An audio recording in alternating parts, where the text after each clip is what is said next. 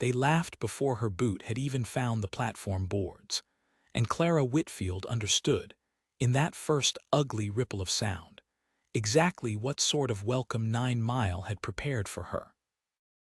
"Lord above, look at her face," a woman said, not troubling to lower her voice, and a man beside her let out a short bark that others took up like a struck match catching dry grass. Clara kept her chin level and her gloved hand steady on the coach rail, though the old scar along her jaw and cheek burned the way it always did when eyes found it first, and her the second, as if the mark were the woman and she merely its unfortunate carrier. She had known, riding the last dusty miles from the railhead, that Dawson Lee had never seen so much as a photograph of her. His letters had asked only whether she could keep a house, tend a garden, and abide a quiet life on a cattle spread 2 days from the nearest proper town, and she had answered honestly on every count, offering nothing false and nothing owed.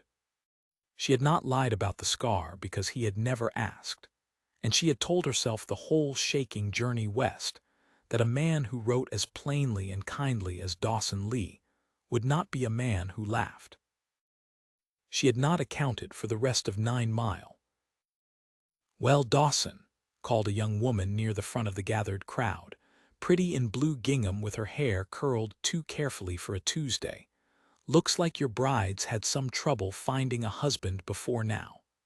Can't imagine why." Vivian Prescott.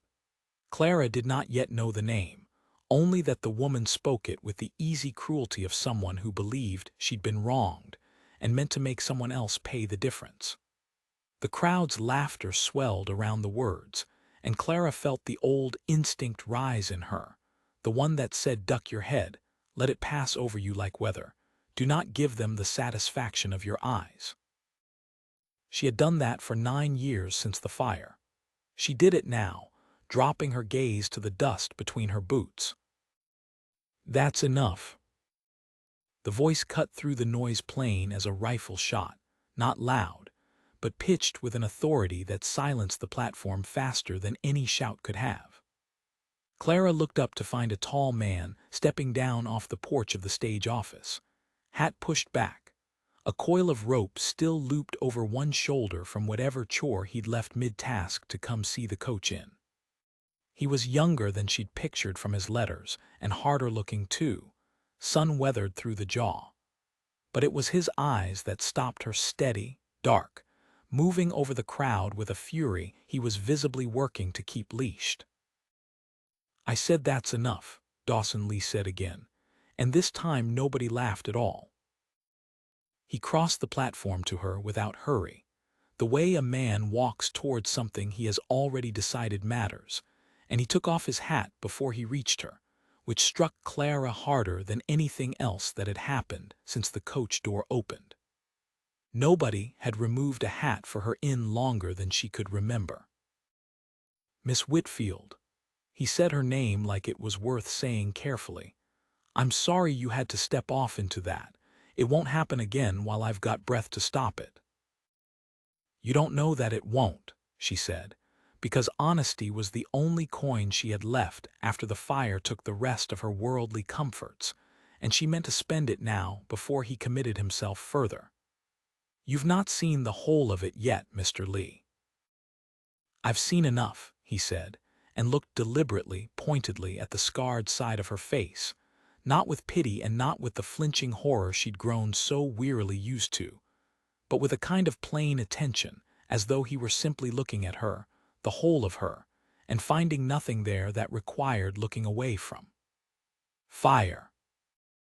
When I was 16, it took my mother and my father both and left me with this." She touched the ridge of scar tissue at her jaw, an old habit she couldn't break. "I understand if you'd rather put me back on the coach. I asked for a wife who could keep a house and stand a hard winter," Dawson said.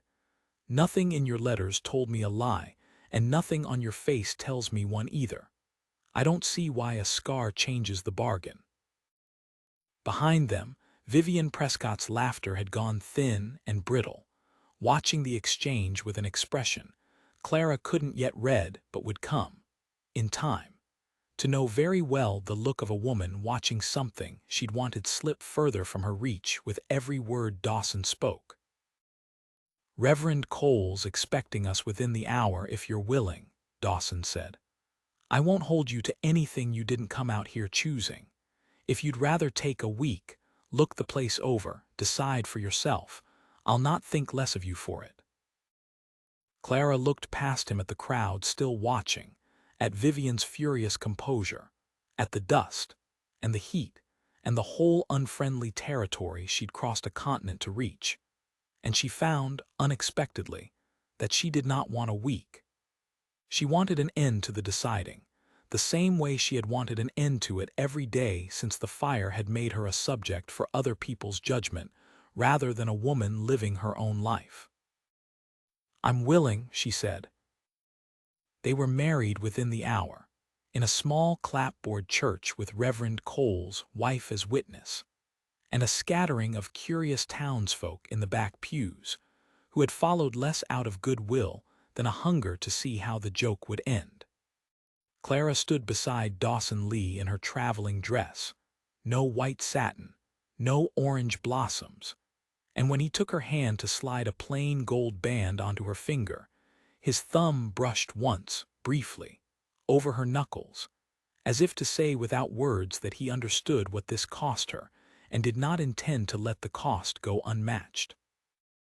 "You didn't have to marry me today," she said quietly, as they walked out of the church into the harsh afternoon light, man and wife now in the eyes of the law and the whole gossiping town.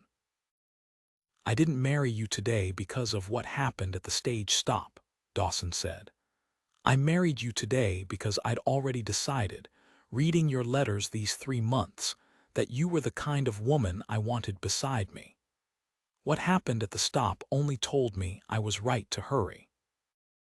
The ranch lay 2 hours' hard ride from town, a modest spread of good grass, and a sturdy house Dawson had built with his own hands after his younger brother's death, 3 winters back, had left him alone on land meant for 2 men to work. He told her this plainly on the ride out, without asking for pity, the way he seemed to tell most things, and Clara found herself grateful for a husband who did not require her to coax his history out of him with careful questions. "I lost my brother to a stampede in a spring storm," he said. "Since then it's been me and the hired men, and the house has felt too big and too quiet by turns. I don't know how to say that without it sounding like I only wanted you to fill a hole. That's not the whole truth, but it's part of it, and I'd rather you know the part than wonder. I understand a house that feels too big for the person left in it," Clara said. "Mine felt that way for years after the fire. I don't fault a man for wanting less silence." He glanced at her then, something easing in his shoulders, as if her answer had settled a worry he hadn't voiced. "Then maybe we'll manage well enough." The ranch hands, 3 of them, weathered men named Otis, Ferris, and young Dell, greeted her with careful courtesy that first evening, the kind that came from respect for their employer rather than any judgment already formed about her. And Clara found in their plain welcome a comfort the town had not offered. She fell into the rhythm of the house within days, bread rising on the warm hearth, mending piled and conquered, a garden staked out behind the kitchen door where she meant to put in vegetables before the ground hardened toward autumn. Dawson worked from before dawn to past dark, as ranchers did, but he came in each evening and asked after her day with a genuine attention that surprised her every time, as though her answer mattered to him beyond politeness. On the 3rd evening, he found her kneeling in the half-turned garden bed long after the light had gone gray, her hands black to the wrist with the good dark soil. And instead of calling her in to supper, he crouched down beside her in his good boots, without seeming to notice the dirt, and asked what she meant to plant first. "Squash and beans together, the way my mother taught me, so the vines climb each other and neither crowds the ground," she said, not looking up, bracing for the small indignity of being humored. It will look untidy to anyone who expects straight rows. My mother planted the same way back in Missouri, Dawson said. Never had the patience for straight rows either. Called it lazy work, my father did, right up until harvest, and then he never said another word against it. He picked up a trowel from the basket beside her, and without asking leave, began turning the next section of bed himself. Figured I'd earn my supper before I ate it. She laughed before she could stop herself, a short, surprised sound she hadn't let out in months, and he glanced up at the noise of it with a look of such plain pleasure that she felt something in her chest loosen a little further. They worked the bed together until true dark, saying little, and Clara understood that this, a man crouched in dirt beside her asking after squash vines, was worth more to her than any of the fine things she'd once imagined a marriage might offer. It became, in the weeks that followed, a pattern between them. Small shared labors that asked nothing of her beyond her honest company, and gave back, in return, a companionship she had not expected to find twice in one lifetime. She mended his shirts, and he taught her to read the weather off the shape of clouds banking along the western ridge. She fried supper late some nights when the branding ran past dark, and he ate it standing at the kitchen door still in his spurs, praising it with a sincerity that made the long hours worthwhile. Neither of them spoke yet of love, because both were cautious people who had already lost enough to distrust easy words, but Clara felt it building between them anyway, patient and steady, as the garden vines finding their own way up the stakes she'd driven for them. It was in the second week that Vivian Prescott found reason to call. She arrived in a trap driven by her father's man, dressed finer than the errand required, carrying a basket of preserves she said were a wedding gift, though her eyes, when they landed on Clara's scarred cheek, carried no gift in them at all. "I only came to welcome you properly," Vivian said. In the parlor Clara had swept and aired that very morning. 9 Mile can be an unkind place to newcomers, and I wanted you to know not everyone means harm by their curiosity. "That's kind of you," Clara said, though she heard the falseness under the words the way she'd learned, over 9 years of scrutiny, to hear the difference between true warmth and its careful imitation. "Dawson and I have known each other since we were children," Vivian went on, setting the basket down with unnecessary care. "My father's held the note on his herd money 2 winters running. Did he tell you that? Such a hard business, ranching, when the winter turns cruel. I do hope, for both your sakes, that this match doesn't complicate what's already a delicate arrangement." The threat, dressed in silk, was plain enough that Clara did not need it repeated. She smiled anyway, because she had learned long ago that a woman's composure was often the only weapon left to her, and said only, "I expect Dawson knows his own business best, Miss Prescott, but I thank you for the preserves." Vivian left with her mouth thin and her purpose unaccomplished, and Clara told Dawson of the visit that evening over supper, watching his jaw tighten as she recounted it. "Elias Prescott holds the note on the herd I bought after the winter. We lost half our stock to the blizzard 2 years back," Dawson admitted. "It comes due for renewal in 6 weeks. I hadn't thought Vivian would carry her disappointment as far as threatening the bank's goodwill, but I should have. She'd set her mind on marrying into this ranch a year before you ever answered my letter, and pride's a poor loser." "Will it truly hurt you, the note?" "If Elias calls it early or refuses renewal, I'd have to sell off half the herd at a bad season's price just to clear the debt, and that would set the ranch back years." He said it evenly, without drama, but Clara saw the weight of it settle into the lines around his eyes. "I won't have you carrying guilt over a threat that isn't yours to answer for, Clara. Whatever comes, it isn't the price of marrying you. It's the price of a small man's daughter nursing a grudge." But guilt found her anyway in the weeks that followed, as the town's suspicion did not fade so much as curdle into something quieter and more persistent. At church, women drew their skirts a fraction aside when she passed the pew. At the mercantile, Mrs. Petrie's assistant made her wait long past her turn while serving customers who'd arrived after her. None of it was the outright laughter of the stage stop, but all of it carried the same message dressed in smaller clothes. You do not belong here, and your husband's kindness has not changed what we decided about you the moment you stepped off that coach. Clara bore it the way she'd learned to bear all such things, with a straight spine and a closed door behind which she allowed herself, sometimes, to weep quietly into a dish towel where no one could see the cost. She did not tell Dawson how deep it cut. She told herself the ranch and the man and the honest work of her days were worth more than the good opinion of women like Vivian Prescott, and mostly, in the daylight hours, she believed it. It was Dell, the youngest of the hired men, who first told her plainly what the town had not managed to see. "Boss talks different since you came," he said one afternoon, as she brought fresh bread out to the men mending fence along the north pasture. "Used to work sunup to sundown without hardly a word past what needed saying. Now he asks after supper like a man's got something worth coming in for. Otis says it too, though he'd never tell you himself on account of being too proud." "I'm glad of it," Clara said, and found she meant it more than she'd expected to.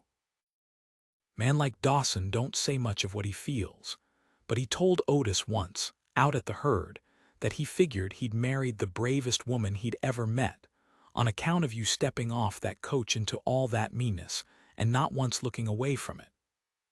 Dell ducked his head, embarrassed at having said so much. "Thought you ought to know it is all, since he won't likely tell you himself in so many words." She carried that through the following weeks like a small coal banked against cold, and it warmed her through the town's continuing chill, and through the mounting worry over the note that hung, unspoken but present, at the edge of every conversation between her and Dawson. The chill found its sharpest edge at the harvest social held in the church hall in late August, an event Clara would have gladly skipped had Dawson not asked her plainly to attend it at his side, insisting that a wife who hid from 9 Mile only handed the gossips a victory they hadn't earned.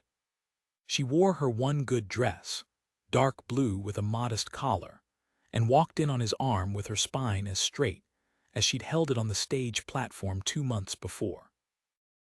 The hall quieted the way rooms did around her still, not with the outright cruelty of that first day, but with a watchful, murmuring distance, women clustering to whisper behind cupped hands and men, finding sudden urgent business at the punch table, rather than offer the customary greeting to a rancher's new bride. Vivian Prescott held court near the musicians in a gown clearly chosen to outshine anything Clara owned, and when their eyes met across the room, Vivian's smile carried the particular satisfaction of a woman who believed her enemy was losing ground. "I hear the bank's renewal meeting draws near," Vivian said, drifting close enough to be heard by the nearest cluster of listening women, her voice pitched with false sweetness. "My father does worry so over lending to households that draw such talk. It reflects on a man's judgment, don't you think, Mrs. Lee, the company he keeps?" "I think a man's judgment is best measured by his own conduct, not his neighbor's gossip," Clara answered evenly, though her hands had gone cold at her sides. "But I'll own I'm no expert in banking, Miss Prescott, only in enduring foolish talk. That much I've had considerable practice at." A ripple of surprised laughter moved through the nearest listeners, not unkind laughter this time, but the startled kind that came from watching someone refuse to be the victim they'd been cast as, and Vivian's composure slipped just enough for Clara to see the temper beneath it, before she turned and swept away toward safer company. Dawson, arriving at her elbow with 2 cups of punch, had heard enough of it to guess the rest. I ought to have warned her father plainer, months back, that Prescott money doesn't buy Prescott opinions any say over how I run my house or choose my wife. Let her talk, Clara said, and found, to her own quiet surprise, that she believed it. I didn't come 2,000 miles to spend my days flinching from a banker's daughter's temper. I've flinched enough for one lifetime already. He looked at her a long moment in the lamplight, something warm and unguarded moving across his face. I don't think I've ever admired anyone the way I'm coming to admire you, Clara Lee. It was the first time he had called her that, her married name spoken like an endearment rather than a formality. And she carried the sound of it home with her that night like a second small coal, banked against whatever cold the coming weeks still held in store. 6 weeks brought the second Sunday of September, and with it, the day Elias Prescott's decision on the note was due. It also brought, with the peculiar cruelty of bad timing, the driest end of a rainless month and a hot, dry wind that had every rancher from 9 Mile to the cross timbers watching the horizon with a wariness Clara had come to recognize. The lightning struck 2 ridges over, past sundown, a single distant flash without a drop of rain behind it, and within the hour Otis came pounding up to the house with his horse lathered and his voice raw. Grass fire, boss. Caught along the dry wash, and it's running with the wind heading straight for the north pasture and the herd. Dawson was already moving, shouting orders to Ferris and Dell, and Clara felt the old paralysis rise in her, the fire fear that had lived in her bones since she was 16, and had watched flame take everything she loved in the space of an hour. Her hands shook. Her breath came short and high in her chest. For one terrible moment, she stood frozen in the yard while the men saddled and shouted, and the orange glow climbed the northern sky. Then she thought of Dell's words, the bravest woman he'd ever met, and she thought of the coach platform and the laughter she had not looked away from, and something in her steadied. "I'm coming," she said, and when Dawson turned to object, she was already leading a horse out of the barn. "I know fire, Dawson. I know what it does, and I know what stops it. I won't sit in this house and wait to learn whether I'm a widow twice over."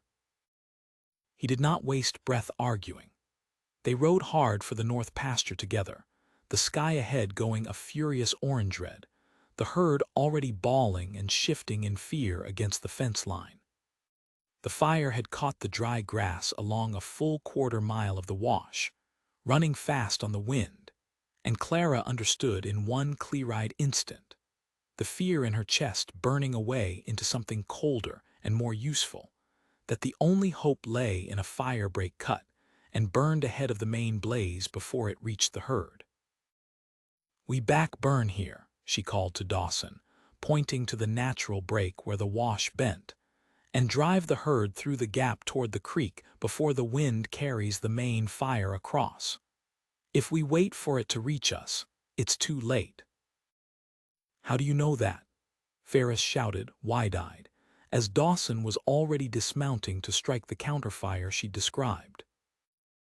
"Because I watched a man do exactly this to save half a county's wheat when I was a girl, and I never forgot a single motion of it," she said. And there was no time for more explanation than that. Only work beating out the counterflames with wet sacking before they could run wild themselves, driving the terrified herd through the gap she'd marked. Choking on smoke that brought back every nightmare she'd carried for 9 years, and pressing forward through it anyway, because Dawson's life and his whole ranch's future stood on the other side of her fear. It was in the worst of it, the wind gusting hot and the herd stampeding through the narrow gap, that a panicked steer swung wide and struck Dawson's horse broadside, throwing him hard against a fence post. He went down and did not rise, and for one heart-stopping instant Clara thought the fire had claimed a second family from her. She was off her horse and at his side before Ferris or Dell could reach him, dragging him bodily out of the path of the herd's flight, checking his breath with hands that had gone perfectly steady now, that steadiness was the only thing that mattered. "Dawson," she struck his face lightly, urgent. "Dawson, wake up. I'm not burying a husband to this fire, do you hear me?" His eyes opened, dazed, finding her scarred face bent over his in the firelight, with an expression she would remember the rest of her life. "Clara. Can you stand? The herd's clear but the fire's still running, and I need you upright, or I'll have to carry you.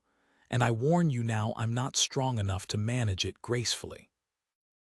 He laughed, weak and startled, and let her haul him up. And together her shoulder braced under his arm, the fire's roar behind them slowly losing ground to the counterburn she'd set. They made it clear of the pasture as the flames guttered against the black scar of already burned ground, and denied fresh grass to feed on, finally began to die. By dawn the fire was out, the herd gathered and shaken but whole, and word of the night's work had already begun to travel the county the way such news always did, faster than any rider could carry it deliberately. It reached Elias Prescott's breakfast table before Clara had finished washing the soot from her hands, and it reached Vivian Prescott's ears with a detail attached that no amount of wounded pride could argue away. That the scarred bride the whole town had mocked off the coach had ridden into a wall of fire, and saved not only her husband's life, but the herd that stood behind the very note her father held.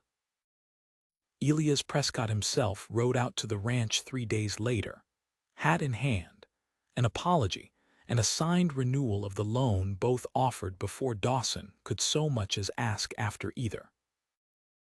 "I'll not pretend my daughter's grievance didn't color my thinking these past weeks," the banker said, standing in the yard with the scorched north pasture still visible in the distance. "But a woman who'll ride into fire for a man and a herd that aren't rightly hers to save has settled any question I had about the character of this household." The notes renewed Dawson, and glad of it. He looked to Clara then, and there was nothing of Vivian's cold assessment in it, only a plain man's plain respect. "Mrs. Lee, 9 Mile owes you an apology it likely won't ever properly give. I hope you'll accept mine as a start." "I accept it," Clara said, and found that she meant it without bitterness, because the fire had burned something loose in her 9 years of flinching, finally spent. The town's opinion did not turn all at once, the way such things rarely do, but it turned. Women who had drawn their skirts aside began, in ones and twos, to nod at her in the mercantile. Vivian Prescott herself did not call again, but neither did she carry her grudge into further scheming, her father's plain gratitude having drawn a line under the matter that even she seemed to understand was final. That evening, with the herd settled and the danger past, Dawson found Clara on the porch steps, watching the last color drain from the sky over the blackened pasture that would, come spring, grow green again. "I married you not knowing you'd save my life inside 2 months," he said, settling beside her, his shoulder warm against hers. "I only knew, reading your letters, that you wrote like a woman who'd survived something and come out the far side of it steadier rather than broken. I was right about that. I didn't know how right. I spent 9 years believing this scar was the truest thing anyone would ever see in me," Clara said, touching her jaw without the old flinch this time. "You looked at it on that platform like it was just a mark on a woman's face, not the whole of her account. I don't think I understood, until tonight, how much I needed a man who could tell the difference." "I'll go on telling the difference every day I've got left," Dawson said, and took her hand, scarred knuckles and all, and held it like something he intended to keep holding for the rest of both their lives. "They mocked you off that coach, Clara. I mean to spend the rest of my days making certain no one in this county ever makes that mistake again." She leaned into his shoulder, and above the burned pasture the first stars came out steady and unhurried, The way good things did. She was learning. When a person had finally stopped waiting to be told she deserved them. Come spring, true to the way of things after a fire, the north pasture greened first and thickest of all the grazing land, the ash having fed the soil the way hardship, Clara thought, sometimes fed a person who survived it whole. She stood at the fence line one clear morning watching new grass silver in the wind, Dawson's hand loose and warm in hers, and understood that 9 Mile would likely never forget the sight of her stepping off that coach scarred and mocked, but that it would remember, now, just as clearly, the sight of her riding into fire to save what she loved. Both memories belonged to her. She found, at last, that she did not mind carrying either one.